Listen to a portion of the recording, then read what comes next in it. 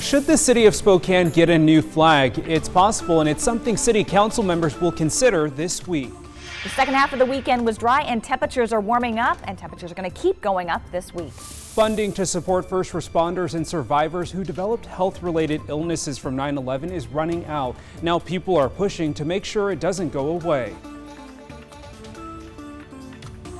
Hi everyone, it's good to have you here with us. I'm Tim Pham. In case you haven't already heard, the Inland Northwest is going to heat up this week. Wednesday will have high temperatures in the upper 80s. Meteorologist Michelle Boss tells us how much those temperatures will climb. And Michelle, today was such a beautiful day.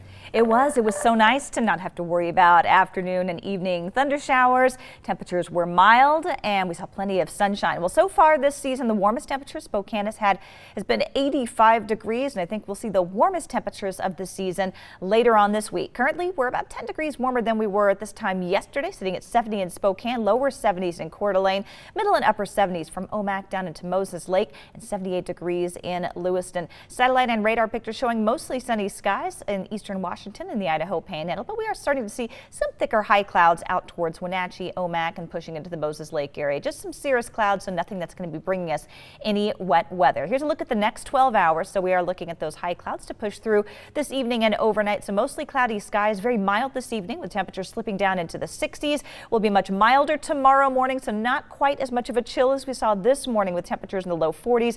We'll stay in the upper 40s to around 50 for your Monday morning, and highs near 80 tomorrow afternoon with partly sunny skies, 83 on Tuesday, and we'll be in the upper 80s to near 90 by Wednesday.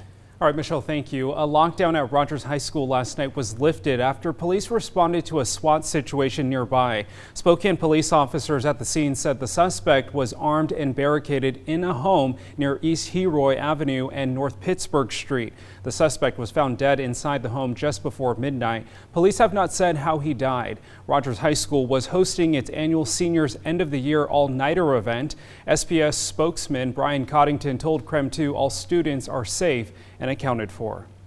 In central Washington, authorities are looking into a deadly shooting. 5 people were killed at several locations on the Yakima Reservation, and the shootings happened late last night around the White Swan community. 3 bodies were found on Medicine Valley Road and another on Evans Road. The Yakima County coroner said the 5th victim died late last night at a hospital. 2 suspects are in custody. No other information was released, and tribal authorities declined to comment. Well, should the city of Spokane get a new flag? That's the question the city council will be dealing with tomorrow. They'll be considering a resolution that would start a group to design a new flag for the city. Our Casey Decker spent the day diving into the world of vexillology and takes a look at some of the possibilities.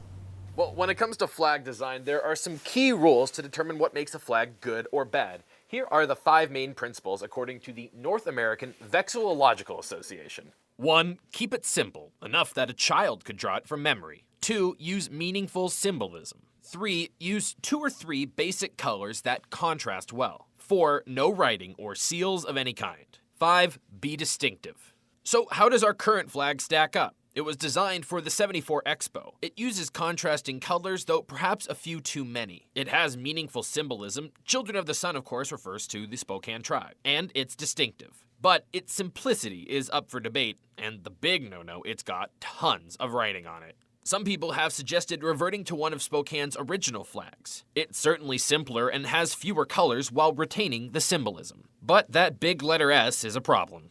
We had some KREM staffers draw up some flags. This one is simple, uses symbolic colors, note the Expo colors and the lilac, and it has no writing on it. But the colors don't contrast well, and the flag isn't very distinctive. This one's more distinctive, and it has an even more direct Expo symbolism, the famous Mobius icon, though the colors still clash. Here's one we put together that moves away from the Expo theme. It's the waterfall from the City of Spokane logo placed on a lilac background. It meets the color, writing, symbolic, and distinctive criteria, but good luck getting a kid to draw this from memory. Not simple enough. Here's one I drew up with a lilac inside a sun. Basic colors, no writing, symbolic, and simple. Though perhaps a bit too simple. And check out this design we found on the Spokane Reddit. It takes the current flag and simplifies it. The writing is removed, the colors are bolder, and the design easier to recognize. Pretty darn good if you're looking to keep with the Expo theme. So if the resolution passes tomorrow, these are the kinds of conversations we'll get to keep on having. The working group, whose meetings would be open to the public, would make a recommendation by the end of the year. For KREM 2 News, I'm Casey Decker. Very interesting. Thanks so much, Casey. Well, developing the wildfire burning in Grant County is now 85% contained. Authorities say that the 243 command fire burned more than 20,000 acres near Royal City. Now, this is video you're looking at from earlier this week, and so far it has damaged 3 outbuildings. Fire crews say they were able to contain the fire between the northern and southern ridges of the lower Crab Creek Canyon. There are no evacuation levels right now. All closures have been dropped. The cause of the fire is still under investigation. Meanwhile, permit burning and rule burning is not allowed in Stevens County. According to the Sheriff's Department, right now that region is in the moderate level for any wildfire danger. Campfires are still allowed in designated campgrounds, but we do want to remind you that fireworks, sky lanterns, and exploding targets are illegal on all DNR protected lands. Dangerous heat is threatening nearly 10 million Americans on the West Coast, and the threat comes as a massive wildfire burns in Arizona. A mountain fire northeast of Phoenix has significantly grown from 300 acres last night to more than 6,000 acres today. Air tankers and helicopters are dropping fire retardant and water, but high winds are working against them. Fire crews believe it was human caused. They said we got one shot, one run to get out, basically, and we had a convoy. They took everyone from the flats, from the marina, all of us out of here at once. In California, soaring temperatures are fueling fire danger. The first red flag warning of the season has been issued for Northern California, a region still recovering from last year's devastating fires. The utility PG&E cut power to 1,600 customers for more than 6 hours today. More homes could see power shutdowns tomorrow. Paradise, the site of last year's campfire, which killed 85 people, is in the target zone once again. It could also be impacted by the power shutoffs.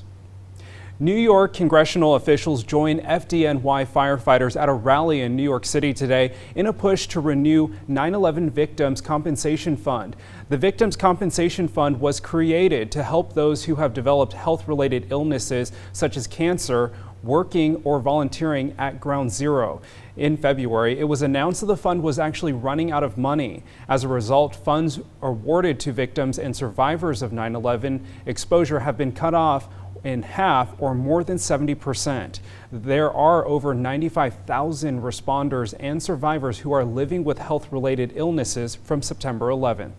I was 12. I was 12 years old on 9/11. And it was that day, you know, when you're a kid and this was happening to so many New York kids, that was the day that our definition of hero changed.